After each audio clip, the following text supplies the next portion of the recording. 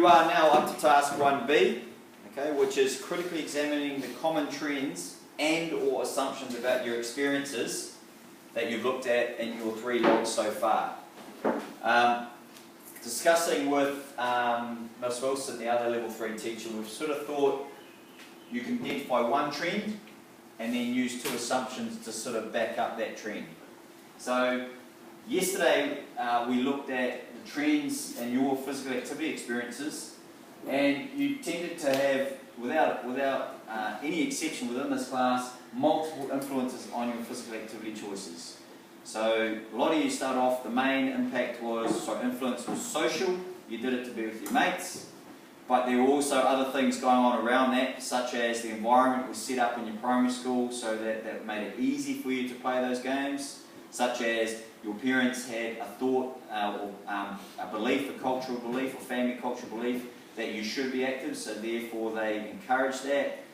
There was political decisions that were made around bull rush that then impacted on that. So there's all sorts of good examples that you guys got heaps to write about. So I think that should be the trend you follow, and I don't mind you following that trend as long as you're not just cut and pasting out of that exemplar, you're coming up with your own words. Now, I then, in my exemplar, identified one assumption to kind of back that up. So what I was saying was, this is what happened for me, that's my trend. And the assumption that I can come out of that is that basically we have total control over our physical activity experiences or choices, and therefore my well-being, because we know through task 1B that we have got an effect from physical activity through to my well-being. And then in the exemplar I've shown you how I've kind of unpacked that and used research. Assumption 2 could be, for you guys, champions are born and not made. We keep children safe by cotton wooling them. There are girls' sports and boys' sports. There are games for different cultures. There are games for different body types. There are equal opportunities for the genders in physical activity. So that's kind of an extension or a different way of saying there are girls' sports and boys' sports. And I've done this lovely little spotlight. Do you like that? I thought it was in magnifying. It's also me.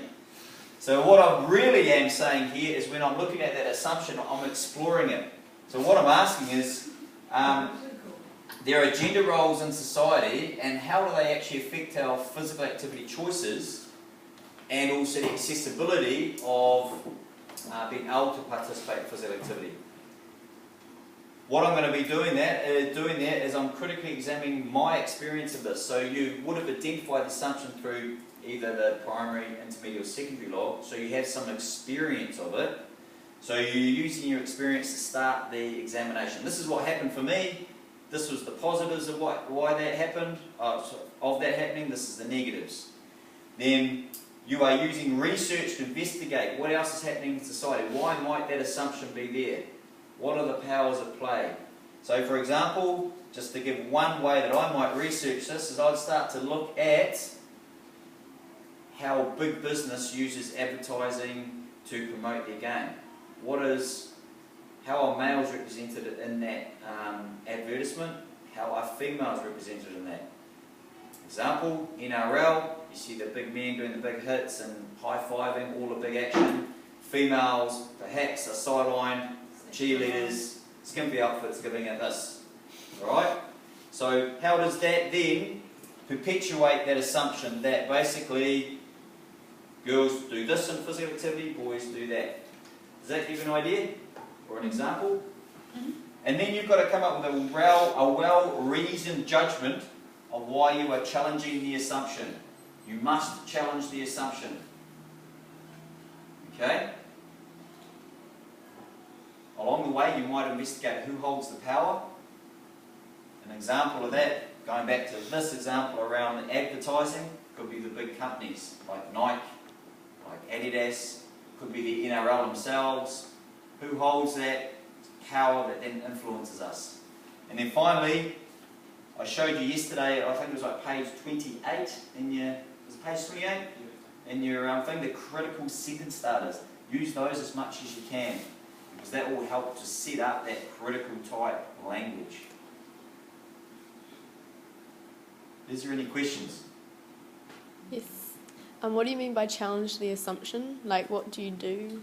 So, what you would have done is seen the assumption, you've then investigated it, and then at the end you say, well, I actually challenge that Right. because, and you could do that at the end, or you could do that right at the beginning and say, I actually challenge that because this is my experience, this is what research says, so therefore.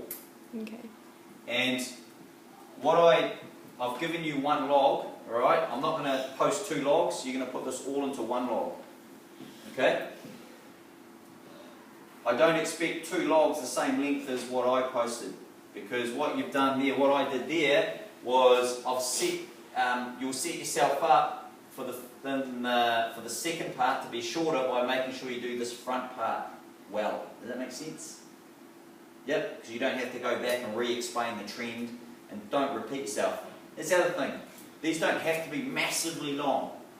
It's about the language you use and also the way you use your evidence and also your research. Remember, we mahi te on this, so you are writing and I will be giving you feedback along the way. Okay?